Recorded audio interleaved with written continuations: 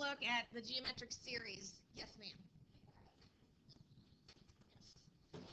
When we look at the geometric series or sequence, we know that it's geometric because we no longer have a common difference, so we're not always adding. What we're doing is we're multiplying to get to the next term. So geometric sequence deals with a common ratio, which means you're multiplying. So for example, 2, 4, 8, 16, that common ratio is what? 2, because I'm going up by multiples of 2 to get to the next term. And so we call that common ratio R, is our ratio. Where D was our common difference in arithmetic, R is our ratio. All right, so are the following geometric sequences geometric? So we just look. To go from 3 to 9, what are we doing? How about from 9 to 27? And 27 to 81? So as long as we're consistently multiplying by 3, we know that this is geometric, and our R would be 3. Look at the next one. We're dealing with fractions now.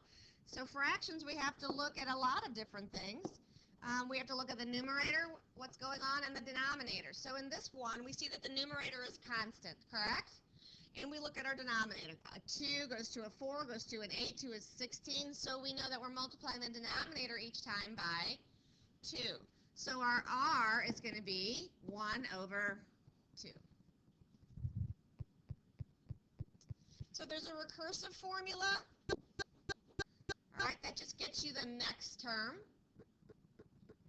And then the explicit formula allows you to work and find what's missing.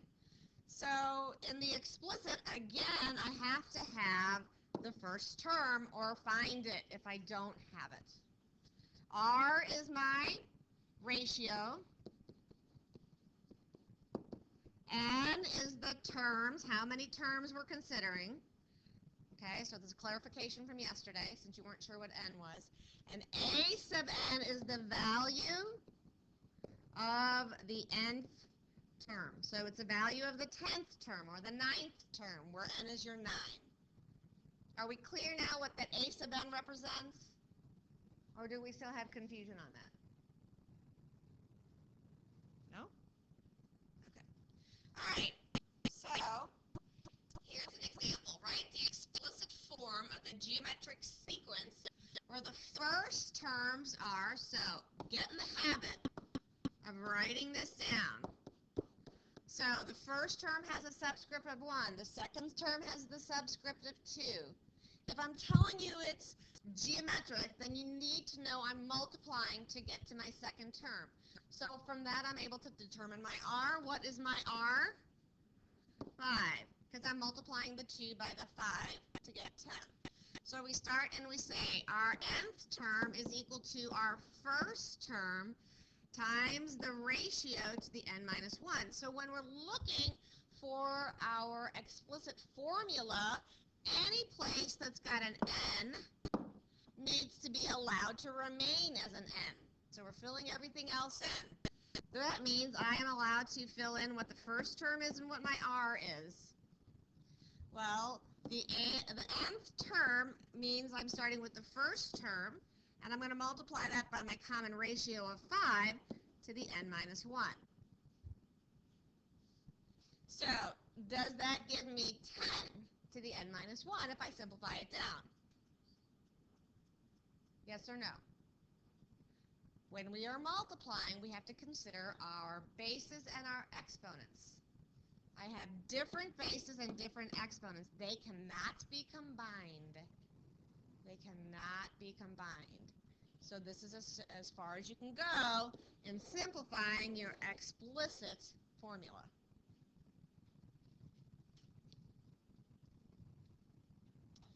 All right, the fourth and ninth terms of the geometric sequence are, so a sub 4 is 20, and a sub 9 is negative 640. So it's geometric. That means I'm multiplying And one thing that I need to right away see is what when I write my terms down. One of them is positive and the other one is negative. So therefore we know that our R, is that going to be a positive or a negative? It's going to be a negative, right? Okay, so anybody know what the N is? How many terms do we have? Okay, no, between 4 and 9. We have 5 terms, right? 4, 5, 6, 7, 8. Now, how many terms do we have? We have those 6 terms, right? But how many differences do we have? 5. 4, 5, 6, 7, 8, 9. Right? There's 6 terms, 4th, 5th, 6th, 7th, 8th, 9th, correct? Okay. 5 differences, 5 times that we multiply by our R to get the 6 terms, correct? Well, let's figure it out.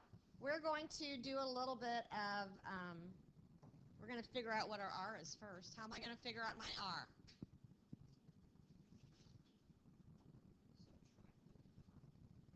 Subtract. I just want to know my R. Well, all right, so subtract and divide. What do you mean?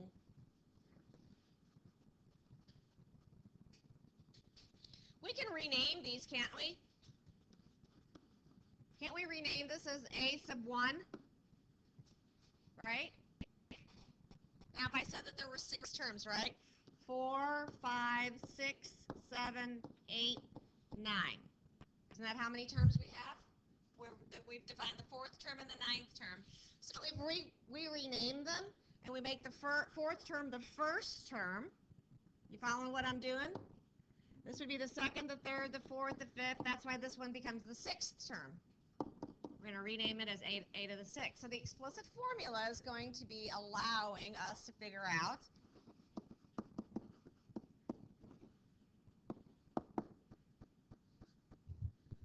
our R. Because we're going to say the 6th term is going to be the 1st term times R times 6 minus 1, right? Remember we said we're only going to have 5 R's because that's why it's always the N minus 1. And we're going to name our 1st term as 20. And we name our 6th term as negative 640. So you see how you can get your R at this point? What am I going to do mathematically? How do I go about solving for R? Yeah, I'm not subtracting. I am dividing because there's a multiplication going on between that 20 and that R. So dividing by 20 means negative what? 32 is equal to R to the 5th. So get your calculator out. Take the 5th root of negative 32. Can you take a 5th root of a negative value? Absolutely. You cannot take the root of what kind of value? Even root of a negative value. Olivia? Because I had a beginning and an ending value that was going to allow me to figure out my R. Basically, this says give me an N value, give me a first value. And I simply renamed them. I made A sub 6 my A sub 9, my N value, and I made A sub 1 my A sub 4, the first one I was given. And then I figured out, well, from here we see that there are 6 terms. Are you with me? So what does R equal? Yep, negative 2. Okay. All right, so we found our R. Find the explicit form of the sequence. So now I have A sub n is equal to A sub 1 negative 2 to the n minus 1. That's what we figured out so far in our explicit formula. So remember, this is going to eventually stay, and this is going to stay. So what do I still need to find? A sub 1, right? I need to know my first term. How am I going to go about doing that?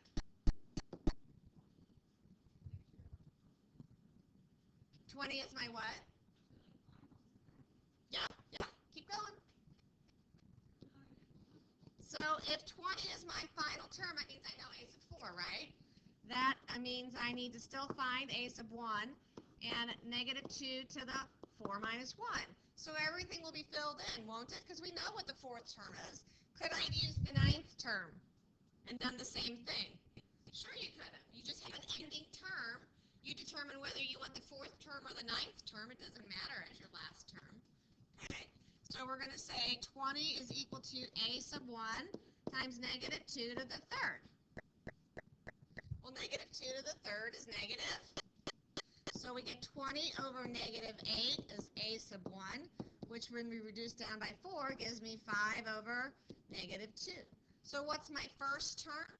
Negative 5 halves. Let's write the explicit formula now, because we have our first term. We know what our r is, and the n's are left as n's. And so we say a to the n is equal to negative 5 halves times parentheses negative 2 to the n minus 1. Look at the parentheses. You got to have it around that negative 2 because that's what's getting raised to the exponent. Yes? Because I knew that if this is my general formula right here, that a sub n formula, and if I'm looking for a sub 1, I have two specific values. I know what a sub 4 is, and I know what a sub 9 is. So that gives me an answer that I can substitute and allows me then to figure out what my missing first term is. I mean, technically, I could have divided by negative 2 to work my way backwards to the first term, but that's a little more arduous, right? Especially when it doesn't come out neatly, like, an integer. Okay? All right, so there's our formula down there. All right, so again, you've got some memorization. I hope you're using your flashcards. And I hope as you're doing this homework, you're writing these formulas down each time you use them. Don't automatically go and substitute. All right, get your muscle memory going by constantly writing it down. This is the only one that you need to know for a geometric sequence. There are two summations for arithmetic, but only one for the geometric. And it talks about your r, which is your common ratio, your exponent of n, only on the r. So we're going to have to really be careful about how we're substituting our values in. And of course, we need to know the first term. All right, so here, I want to find the sum between negative 3 halves and negative 3 over 512. So if I'm looking for the sum, let's see. I need my a sub 1, I need my r, and I need my n. Do I know what my first term of this sequence is? What is it? Do I know my r? What's my r? Negative 1 half. Do I know my n? No. Do I know my a to the n? Yeah, my a to the n is the last term. The last term is negative 3 over 512. All right, so how am I going to figure out that n? Because I need to know how many terms I'm dealing with. And I do not want to count and find all the terms in between what's listed. Solve the explicit. Right, so set it up. Starting with your explicit, set it up.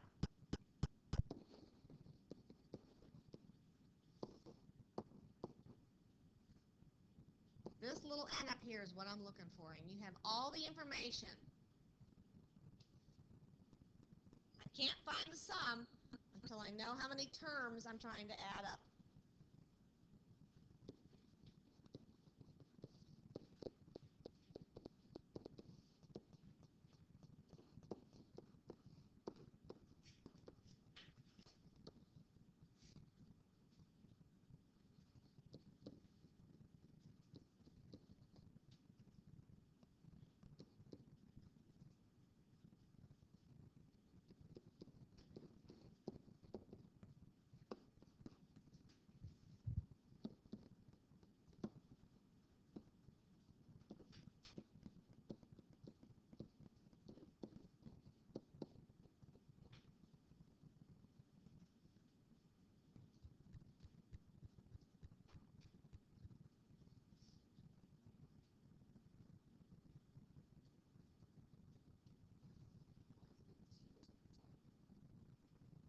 Because when I multiply by the reciprocal of negative 3 halves, my 3 is reduced and my 2 is left in my numerator.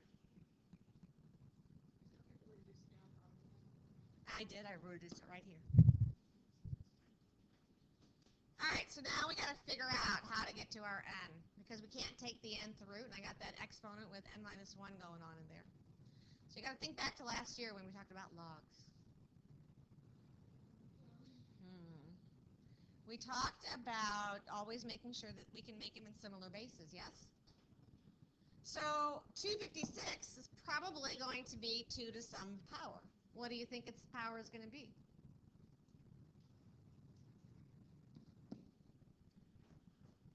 Figure it out. Get your calculator out. Go 2 to the 7th, see what you get. Go 2 to the 3rd, see what you get. This is how you have to figure this out. A little bit of trial and error and using your calculator.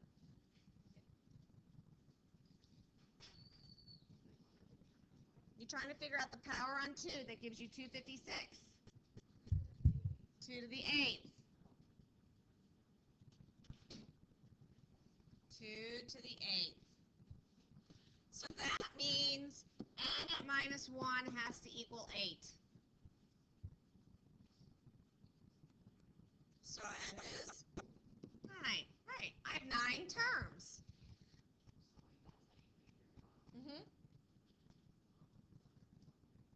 Okay. So now we're going to go back and we're going to find the sum. And so we said the summation formula is a sub 1 times, as n goes from 1 to 9, we get the first term 1 minus your r to the n over 1 minus your r. Do not drop those negatives. Use your parentheses and follow your order of operation. I'm going to do what first? I'm going to do the exponent. The exponent's on what? The what? The negative 1/2. So get your calculator out. Open up a set of parentheses and plug in negative 0.5 and raise it to the 9th. You've got to do this because this is where y'all are going to make your mistake. Oh, I forgot that. Yeah, thanks.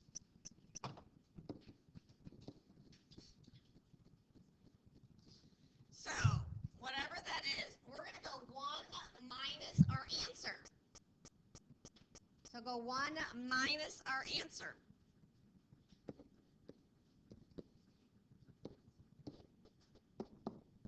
The 3/2 are going to cancel, and you will get something like negative 1.002. Did y'all get that? When you finished up your math? If you didn't, you got to figure out what you're doing wrong on your calculator. No, that's everything. Because I said that this is 3/2 down here, and my 3/2 are going to cancel, and I'm going to tack on a negative to my answer that I got in those parentheses.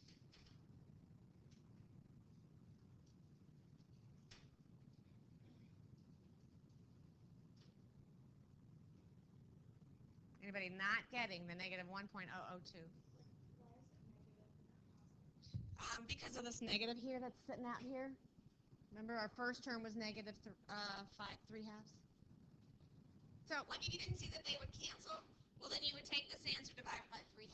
Take that answer multiplied by negative 3/2. We still get the same thing. Okay. All right. So here we go. Oh, one more. Where's my ball? Oh, that's the ball. Okay. So here we go. We have a word problem. All right, and we talk about a ball. This is how we use a geometric sequence in real life. All right, this is probably something you'll see when you do some physics. They'll talk about some of this stuff. A ball is dropped from a height of 9 feet. So here's my ball, and it's dropped from a height of 9 feet. So it's dropped straight down. Okay, doesn't look straight, but we're going to make it straight.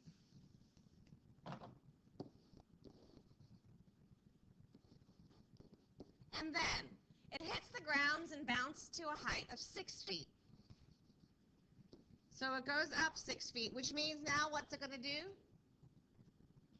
It's going to go down how far? 6 feet also, right? So if it goes up, it's got to go down that same amount, correct? It continues to bounce up and down, and each bounce it rises to 2/3 of the value. So 2/3 of 6 is what? 4. So it goes up 4, down 4. Then it goes up 8/3 and down 8/3. How far has the ball traveled, both up and down, when it hits the ground for the 7th, there's my N, time? So this is geometric because we know that it rises to 2/3 of my value. So 2/3 represents what? That's my R. That's my R. So if I'm looking for how far the ball has traveled, what am I asking you to find? The sum, right? The total distance traveled in 7 bounces. So the sum of my ups and downs, correct? Every up and down has a down except for which one? The first one, right? The first one is kind of by itself because it goes down and then starts the 2/3 process, correct? So really, this 9 is not going to be part of my geometric sequence because my geometric sequence of up and downs of 2/3 starts here. So I'm going 12 feet and then I go 8 feet and then I go 16/3. My up and down, it creates my series in my geometric series. Okay, but the 9 is isolated because it doesn't part of it. It doesn't go up and down 9 feet and then start. Okay, so we had 7 terms, right? 7 bounces. But when we look at our geometric sequence, how many bounces are we including? Only 6. Why only 6? Because the first one we're not counting, right? If this is our first term, we have 6 more. So for our series, in determining the sum, we only want to let n be 6 now instead of 7. Does that make sense? So the sum of of n to the 1 to 6 of a sub n is going to be a sub 1 minus r to the n over 1 minus r. Okay, so what is our first term in the series? What's our first term? 12. There's my a sub 1. So I'm going to say 12. 1 minus, what did we say our r was? 2/3, parentheses, how many terms is going to be 2/3? Only 6 for the geometric, right? All right, all over 1 minus 2/3. Okay, figure that out. And you can get it in your calculator. You got to be using your parentheses if you're expected to get this right. Carried out maybe to the nearest hundredth, so to 2 decimal places.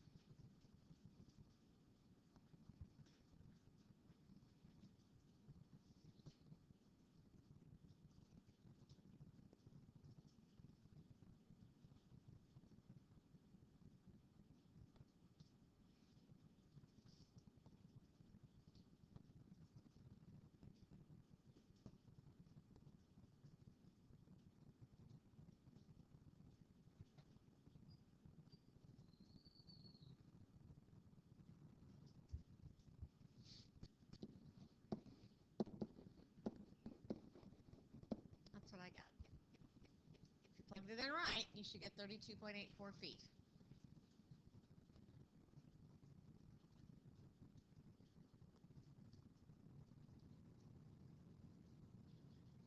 So again, this is about plugging the information correctly, using your parentheses, not dropping your signs. Okay. So how far does the ball travel? Does it travel 32.84 feet? Does it? I'm looking for the total distance traveled. How far does it travel? Huh? You have to add the 9. Remember we took that 9 out of the equation initially because that didn't have anything to do do with our geometric series. So we got to add it back in because I'm asking you how far is it really traveling in those 7, which only represents 6 bounces. So we have 1 bounce that wasn't accounted for, making our total distance 41.84 feet. So don't forget, what you took out, you must put back in. Okay? Anybody got a question? Emily?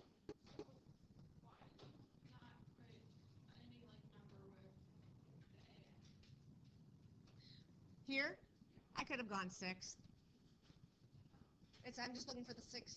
I'm doing the sum over 6 terms, a sub n, and n was 6 because we did 6 bounces. We didn't include that first bounce. No, because my formula only needs the a sub 1. This is me defining what I'm doing. I'm taking the sum from 1 to 6 of my series, and then here's my application of it. Exactly. Right. Got it? Okay.